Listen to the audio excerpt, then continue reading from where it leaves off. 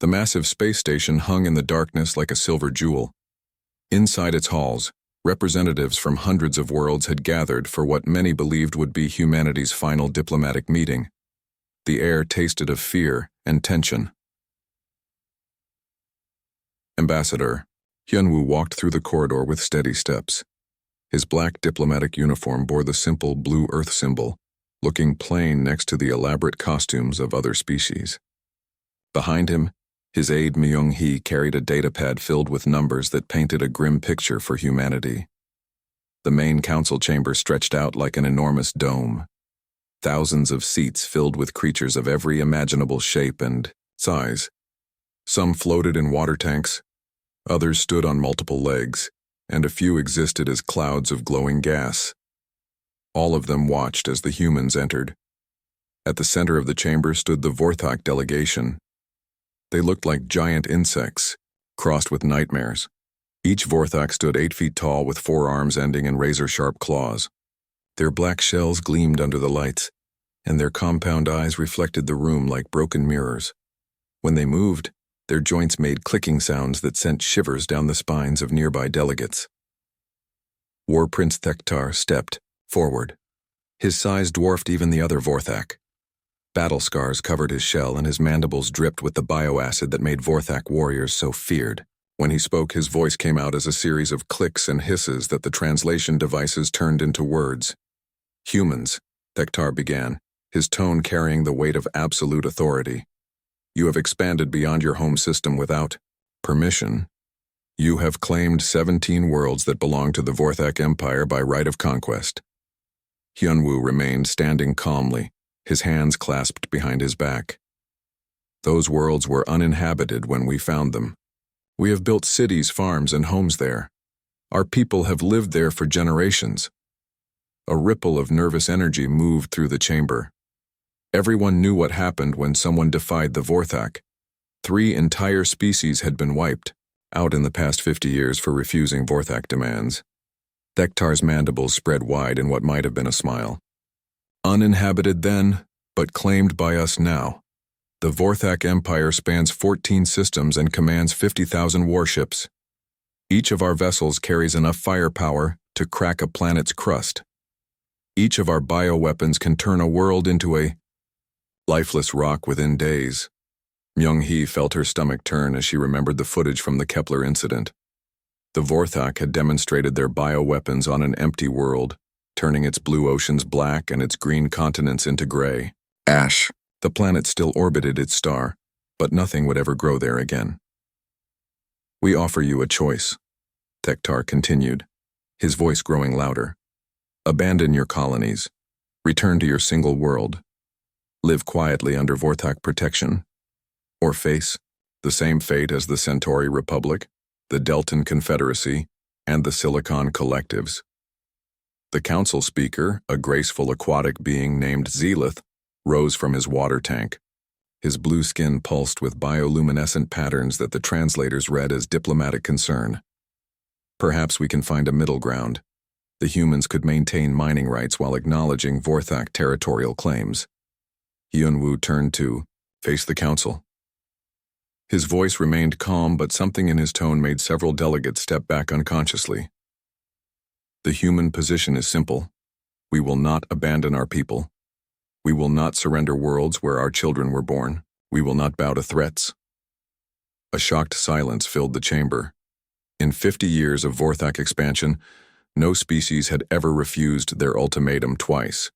The few who had tried to negotiate had ended up extinct within months. Thektar slammed all 4 of his arms against the speaker's podium. The reinforced metal dented under the impact. Foolish mammals. Do you not understand what you face? Your entire fleet consists of 3,000 ships. Ours numbers 50,000. Your weapons are primitive energy beams and metal projectiles. Ours are living organisms that consume everything in their path. He activated a holographic display that showed the current state of Vorthak military might. Massive bioships that looked like flying cities drifted through space. Each one pulsed with organic life, their hulls breathing like living creatures. Smaller vessels swarmed around them like deadly insects. Your largest warship weighs 50,000 tons, Thektar continued. Our smallest battlecruiser weighs 5 million tons. Your most powerful weapon can destroy a city block. Our weakest biospore can sterilize a continent.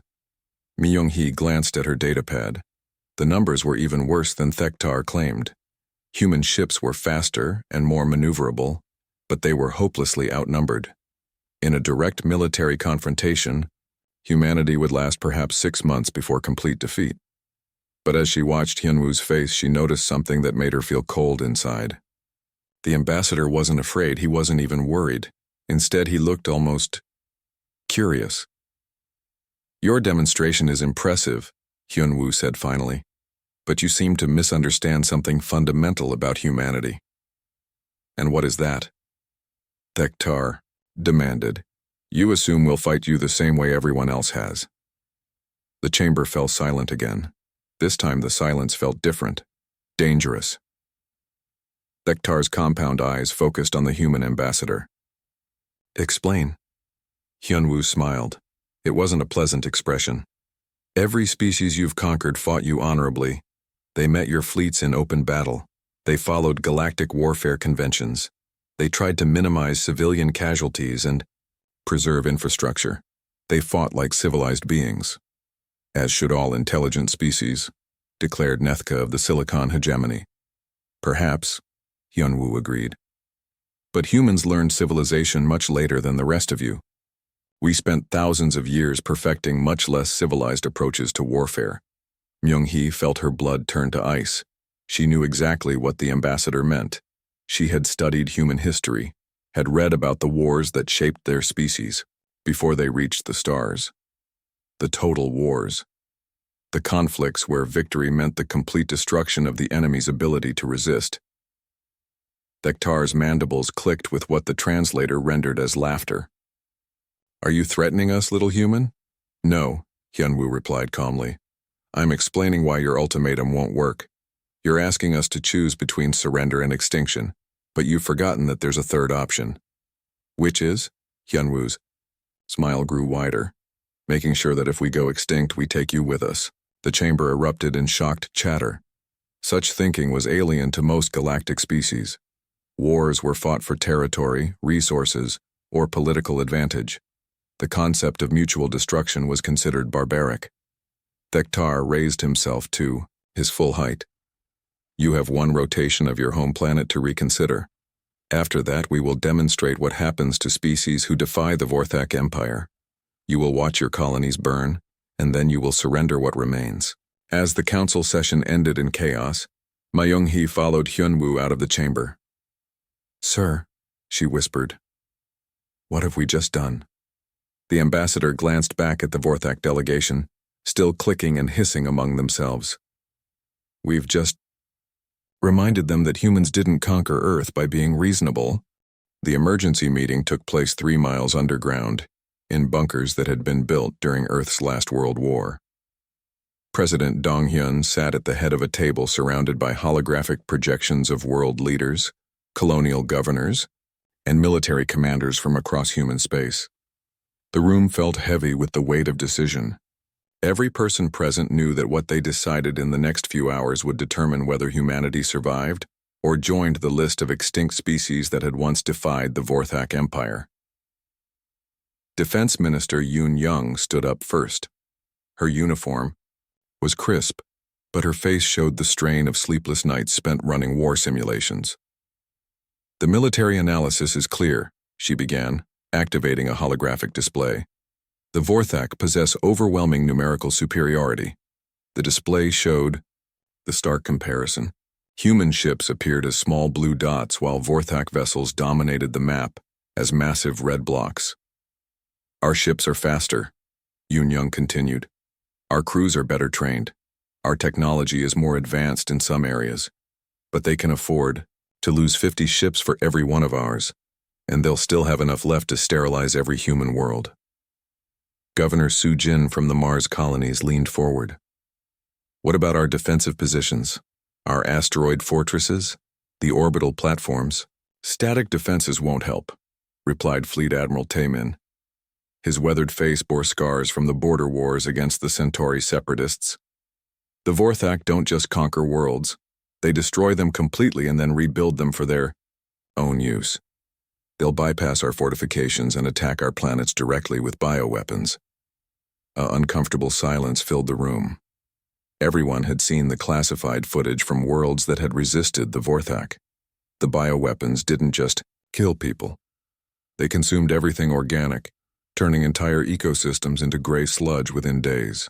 "So we're discussing surrender terms," said Representative Jiwan from the Europa mining stations. "No," Admiral Taman said firmly. "We're discussing how to win."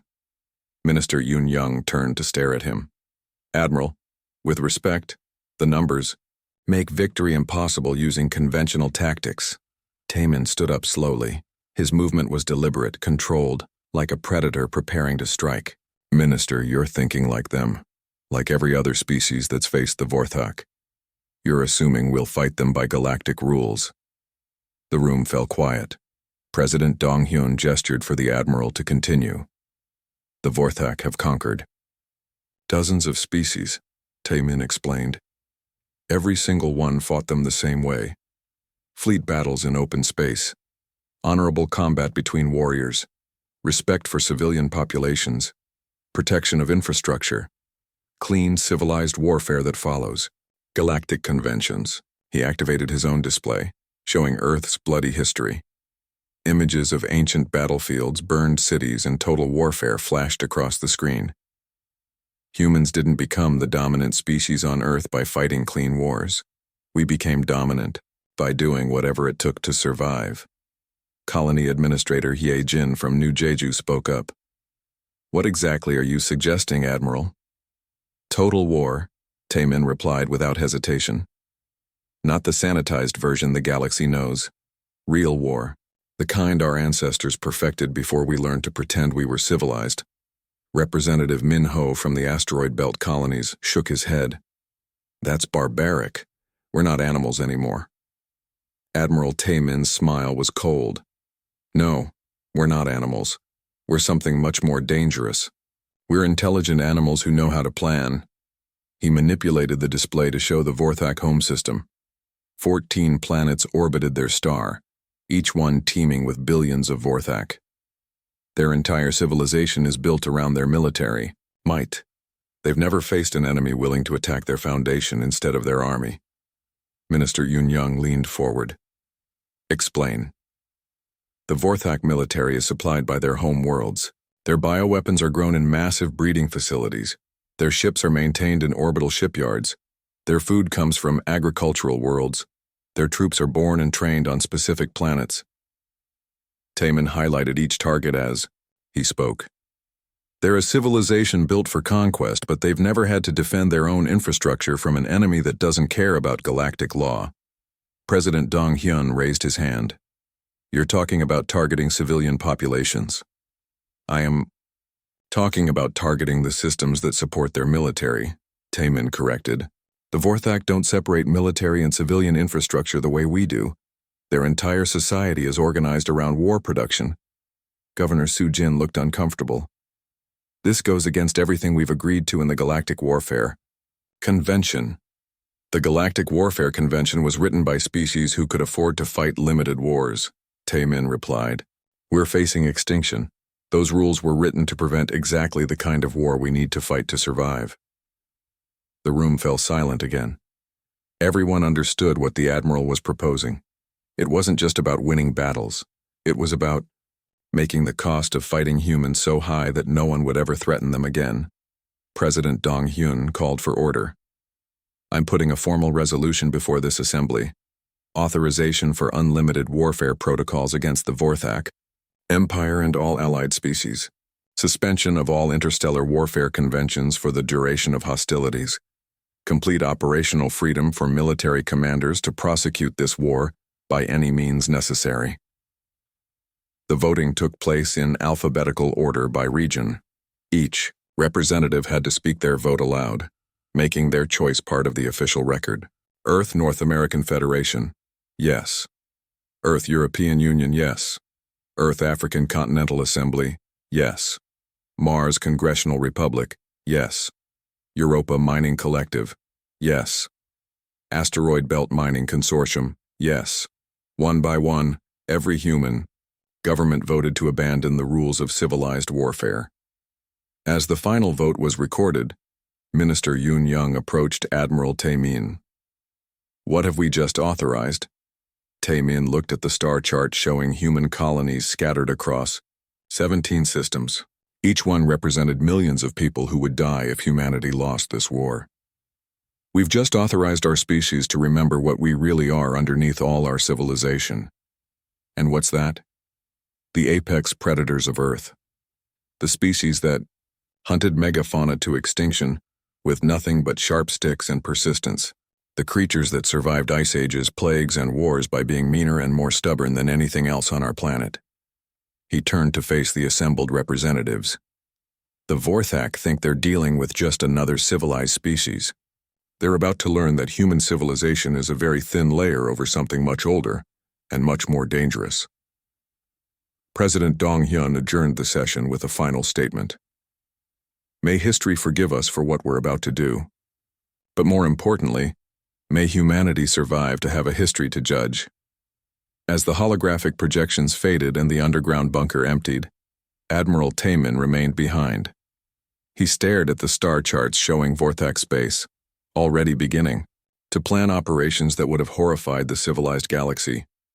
But humanity was no longer trying to impress the civilized galaxy. They were trying to survive it. War Prince Thektar felt satisfaction as his biofleet approached the human colony of New Jeju. The agricultural world hung in space like a blue-green jewel, its surface covered with vast farms that fed 3 nearby human settlements. 200,000 humans lived on the planet, and every one of them would serve as an example to the rest of their species. The Vorthak commander stood on the bridge of his flagship, a living vessel called Death's Breath. The ship's organic hull pulsed with blood vessels the size of subway tunnels. Its weapons were not machines but living creatures bred specifically for warfare. Biospores that could consume entire ecosystems. Acid shooters that dissolved metal and flesh equally. Nerve gas organisms that could kill with a single breath. War Prince, reported his second-in-command. The human colony is refusing evacuation orders. Thektar's mandibles clicked with amusement.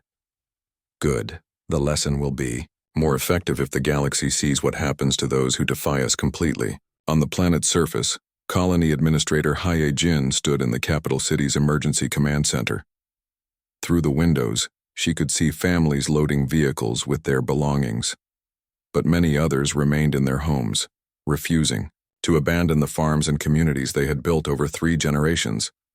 The evacuation ships can take maybe 50,000 people, reported her aide. The rest refused to leave. Hyejin nodded grimly. She had made her own choice to stay. Someone needed to coordinate the final defense and document what was about to happen. Her final message to Earth was simple. Remember us. Make them pay. The Vorthak attack began at dawn. Instead of energy weapons or explosives, their ships released clouds of living spores into the atmosphere. The microscopic organisms were designed to consume organic matter and reproduce rapidly. Within hours, they would multiply into a planetary plague. Ijin watched from the command center as the first spore clouds drifted across the farming valleys. Where they touched the ground, green fields turned black. Rivers became streams of acid. The air itself became toxic as the organisms consumed oxygen and released poisonous gases. The humans on New Jeju fought with everything they had: plasma rifles, missile launchers, even old chemical explosives. But you couldn't shoot spores with bullets, and the Vorthak bioweapons were designed to survive in any environment. By sunset, New Jeju was a dead world. The oceans had turned black. The continents were covered in gray ash where forests and cities had been consumed. Even the bacteria in the soil had been eaten by the Vorthak organisms. Nothing would ever grow there again. Thektar broadcast the footage across all human communication networks. The images showed a planet that had been transformed from a garden world into a lifeless rock in less than 24 hours. This is the price of defiance, his message declared. Surrender now or watch all your worlds burn. The response from Earth arrived 6 hours later. It wasn't from Admiral Tae-min or President Dong-hyun. Instead, it came from Colonel Min-ho of the Special Operations Command. He appeared to be speaking from the bridge of a single unremarkable corvette. War Prince Thektar, Min-ho began, his voice calm and professional. You wanted to show us the price of defiance. Thank you for the lesson. Now allow us to show you the price of making humans angry. The transmission ended. Thektar's intelligence officers assured him it was propaganda. The single human ship had vanished from sensors immediately after the broadcast, probably fleeing back to human space.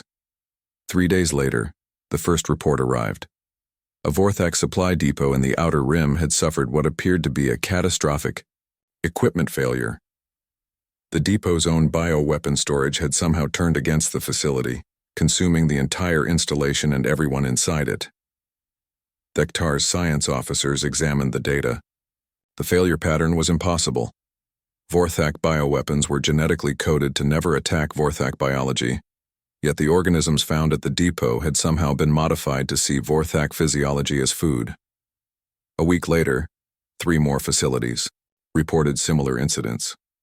Each time, the Vorthak's own biological weapons had been turned against them through means that their scientists couldn't explain or reproduce. Then came the report that sent real fear through the Vorthak command structure. The Proxima Research Facility, one of their most secure bioweapon development centers, had been completely evacuated. Not destroyed, not conquered, but carefully emptied of all personnel and equipment. When the rescue team arrived, they found the station intact but abandoned. Every Vorthak researcher, every piece of equipment, every data crystal had simply vanished. Security recordings showed nothing. One moment the facility was operating normally, the next it was empty. In the center of the main laboratory, someone had left a message written in perfect Vorthak script. We have your scientists. We have your bioweapons. We're learning. Thektar summoned his war council for an emergency meeting.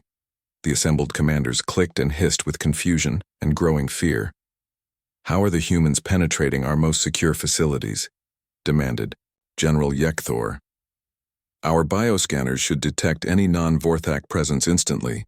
Intelligence Chief Vekla spread his forearms in a gesture of uncertainty. War Prince. They're not fighting us like any species we've encountered before. They're not trying to conquer our territory or capture our ships. They're systematically learning our weaknesses and exploiting them. Explain, Thektar ordered. Veklas activated a holographic display showing the pattern of human attacks. They're not engaging our military forces at all. Instead, they're targeting our support infrastructure using methods we've never seen. They somehow turn our own bioweapons against us. They infiltrate facilities without triggering any alarms. They steal our technology and personnel without leaving any trace of how they did it. Another report arrived during the meeting.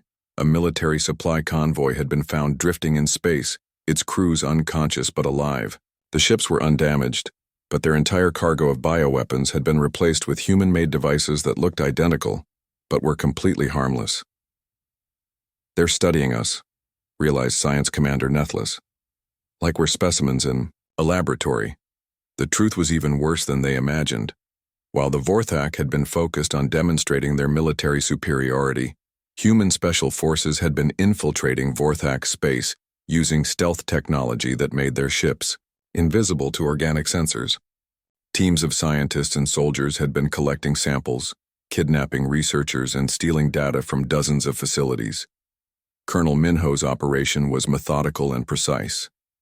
Every piece of Vorthak biotechnology was taken apart, analyzed, and reverse-engineered. Every captured scientist was questioned extensively about Vorthak biology, psychology, and social structure. Every stolen data file was translated and studied. The humans learned that Vorthak bioweapons were controlled by pheromone signals that could be replicated with the right chemical compounds. They discovered that Vorthak security systems relied on biological signatures that could be fooled with synthetic hormone treatments. They found that the entire Vorthak civilization was built on biological interdependence that made them vulnerable to targeted biological warfare. Most importantly, they learned that the Vorthak had never faced an enemy that studied them as specimens rather than opponents. Back on his flagship, Thektar stared at the reports flowing in from across Vorthak space. Supply lines were failing, research facilities were being emptied. His own bioweapons were being turned against him by methods his scientists couldn't understand or counter. What manner of creatures are these humans? He asked his council.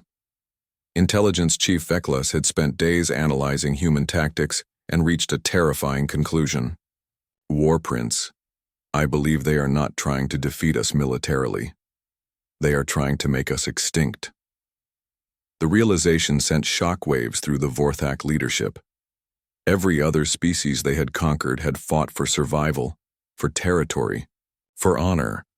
The humans were fighting for something much more final. They were fighting to ensure that the Vorthak Empire could never threaten anyone again. The Galactic Council met in emergency session as reports flooded in from across known space. What had begun as a simple punishment campaign against an upstart species had transformed into something that defied all previous understanding of interstellar warfare. Council Speaker Zelith floated in his aquatic chamber, his bioluminescent patterns flickering with distress signals that the translation matrix could barely interpret. Around him, representatives from hundreds of worlds filled the vast amphitheater with the sounds of alien languages, expressing universal confusion and growing fear. Ambassador Hyunwoo entered the chamber with the same calm stride he had maintained throughout the crisis. But the other delegates noticed something different about him now. Where once they had seen a representative of a minor species pleading for consideration, they now saw something that made them unconsciously move away from his path. Ambassador, Speaker Zelith began, his biopatterns pulsing rapidly. The reports, coming from Vorthak space, are deeply concerning. Entire research facilities emptied without explanation, bioweapons turning against their creators, supply lines collapsing across 14 star systems.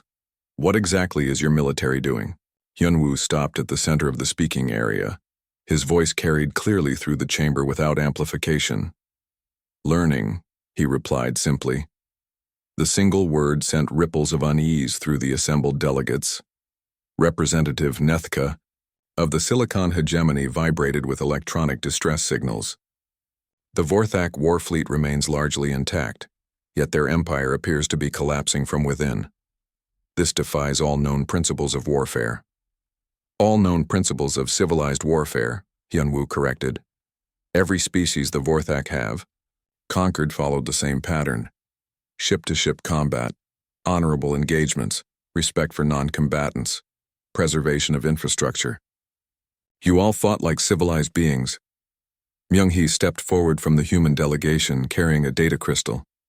Council Speaker, our xenobiological analysis of Vorthak society revealed significant vulnerabilities. They operate as a highly centralized hive mind civilization, completely dependent on bioengineered systems for everything from food production to waste processing. The holographic display showed the intricate web of biological interdependence that held Vorthak civilization together.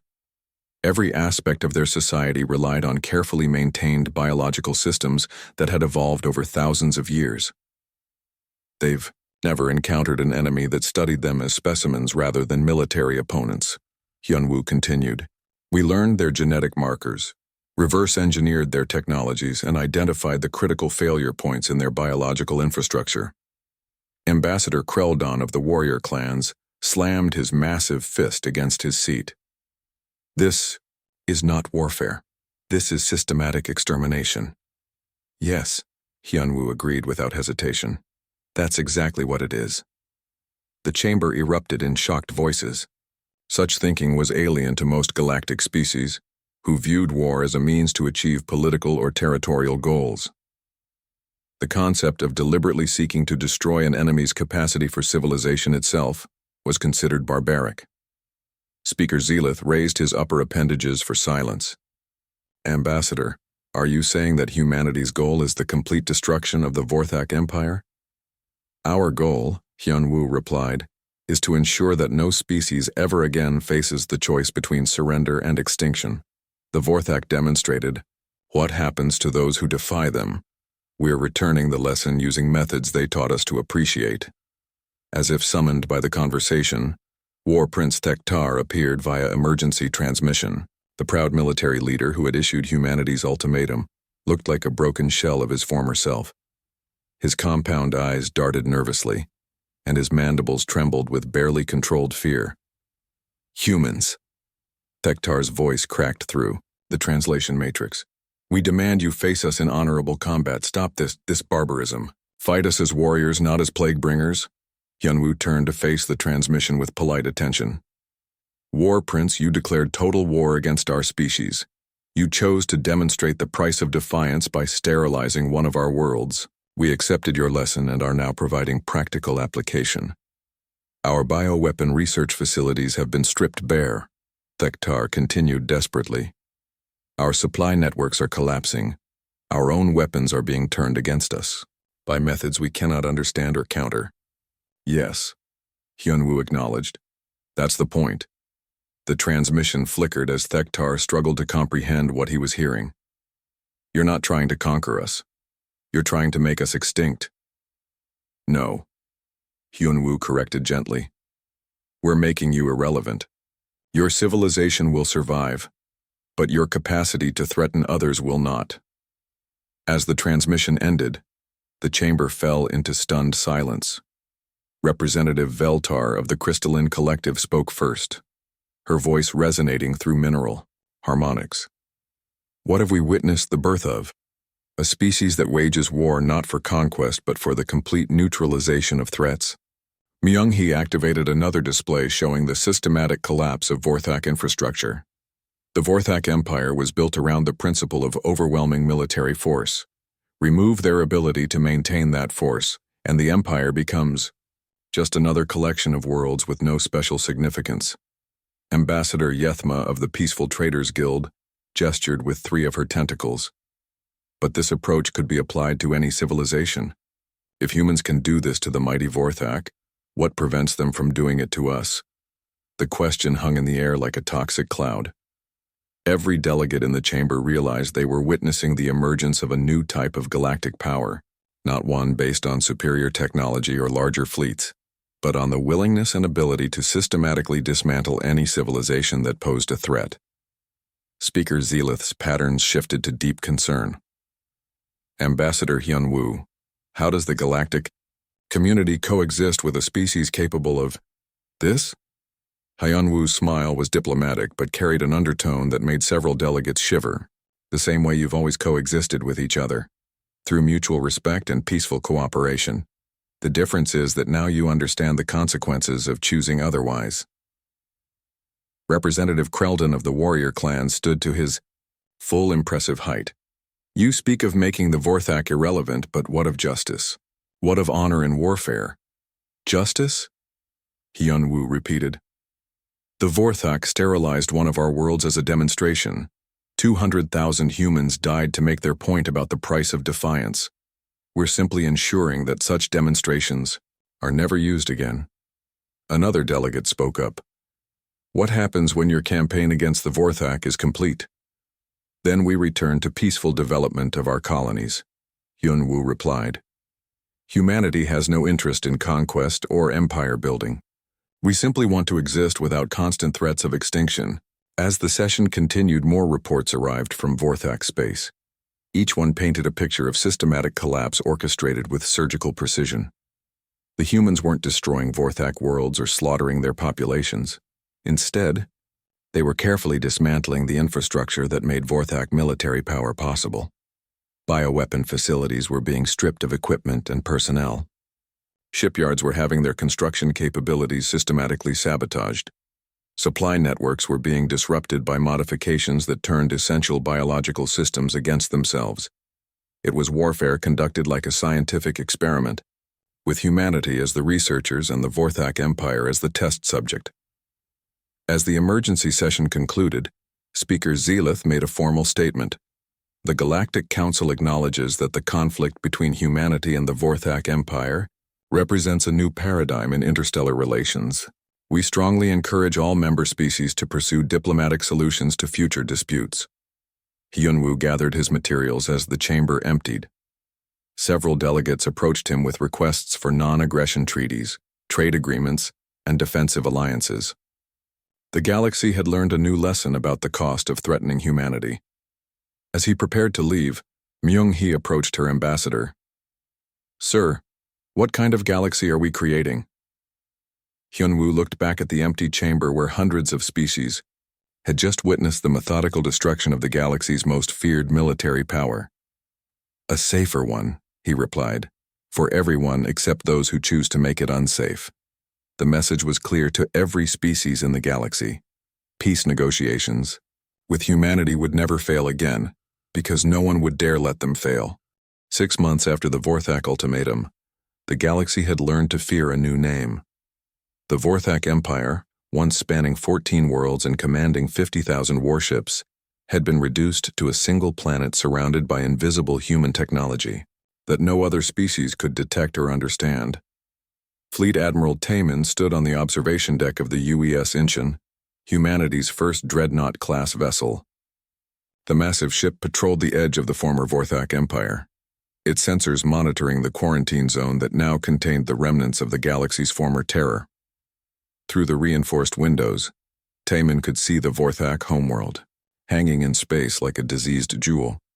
The planet that had once been the center of a mighty empire was now a prison, containing 400 billion Vorthak, who had been stripped of everything that made them dangerous. "Admiral," reported Captain Yoon-young from the bridge, "we're receiving another transmission from the surface." Taemin sighed and activated the communication system. The holographic display showed Thektar, though the once proud war prince looked nothing like the terrifying military leader who had threatened humanity. His shell was dull and cracked. His movements were slow and uncertain. Most telling of all, his voice carried no trace of the arrogance that had once made entire star systems tremble. "Admiral Taemin," Thektar began, his tone desperate and pleading. "Our food synthesis systems are experiencing another cascade failure. My people are beginning to starve. Please, we need the supply convoy." Taemin studied the readings from the planet's surface. The Vorthak were not lying about their situation. Their entire technological infrastructure had been systematically sabotaged by human engineering teams who understood Vorthak biology better than the Vorthak themselves. "Supply convoy will arrive in 48 hours, Taemin replied professionally. "Remember, any attempt to reverse engineer our technologies or contact species outside the quarantine zone will result in immediate supply suspension." "Yes, Admiral. We understand. We will comply with all human directives."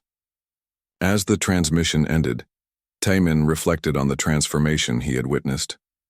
The Vorthak Empire had been built on fear and overwhelming force. Strip away their military power, and they became just another species begging for help to survive. Secretary of Galactic Affairs Yoon-young joined him on the observation deck. She carried a data pad filled with diplomatic correspondence from across known space. "The Aquatic Consortium has formally requested a non-aggression pact," she reported. "The Silicon Hegemony wants to discuss exclusive technology exchange agreements. Even the Crystalline Collective is offering preferential trade status." "Fear," Taemin observed, watching another human patrol ship drift silently past the quarantined world. "Apparently the universal diplomatic language." Yoon-young nodded toward the Vorthak homeworld. "Do you ever wonder if we went too far? Not the victory itself, but the methods we used?" Taemin considered the question while reviewing the latest reports from human colonies. The 17 worlds that the Vorthak had threatened were now thriving under the protection of the most feared military in the galaxy. Children who would have died in bioweapon attacks were growing up safe. Families who would have been sterilized as examples were building futures for their descendants. "The Vorthak taught the galaxy that defiance has a price," he said finally. "We simply taught them that aggression has a higher one." The door chimed, and Colonel Min-ho entered the observation deck. His special operations uniform bore no insignia indicating his role in the systematic dismantling of Vorthak civilization, but everyone in human military circles knew who had planned and executed the campaign that made the impossible victory possible. "Admiral Secretary," Min-ho greeted them with a nod. "I have the weekly intelligence summary from across former Vorthak space. The report painted a picture of complete human control over what had once been the galaxy's most feared empire. 13. Former Vorthak worlds had been converted into human research stations and supply depots. The bioweapon facilities that had once threatened entire species were now being used to develop medical treatments and agricultural improvements. Most importantly, the Vorthak military no longer existed as a fighting force. Their ships had been stripped of weapons and converted into cargo vessels. Their soldiers had been retrained as agricultural workers and construction crews. Their scientists were now working under human supervision to repair the ecological damage their bioweapons had caused over the centuries. Any sign of resistance or attempted communication with outside species? Taemin asked. None, Minho replied. They've fully accepted their new status. Complete dependency on human supply lines has made them more cooperative than we expected. It was a mercy that terrified the rest of the galaxy more than complete destruction would have.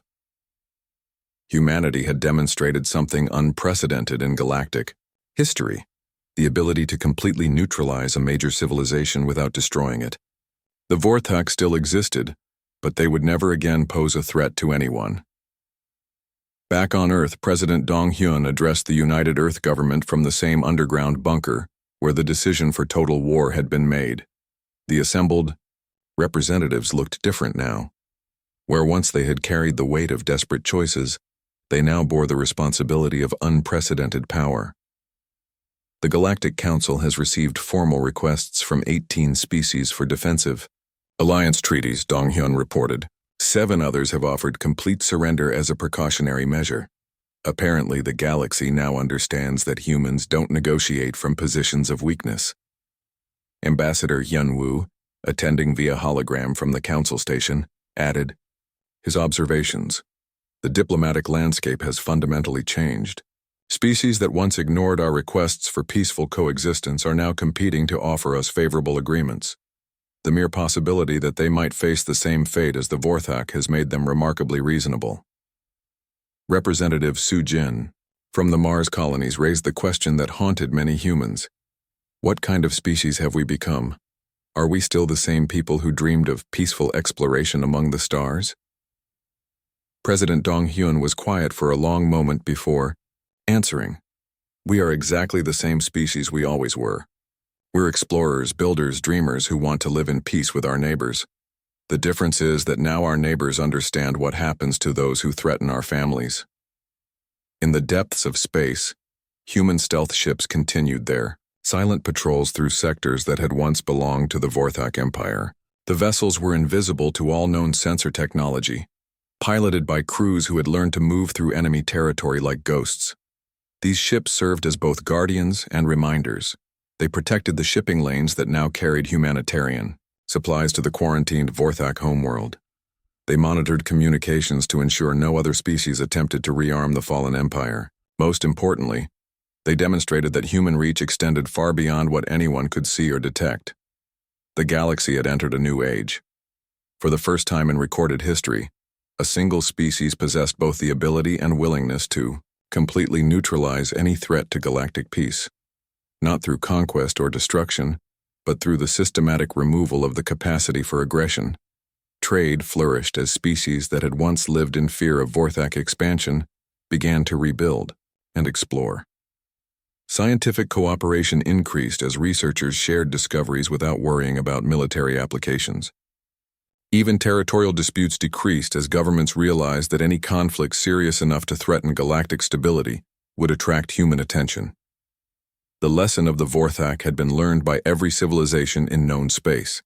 Peace was not just preferable to war. It was the only option that guaranteed survival in a galaxy where humans watched from the shadows.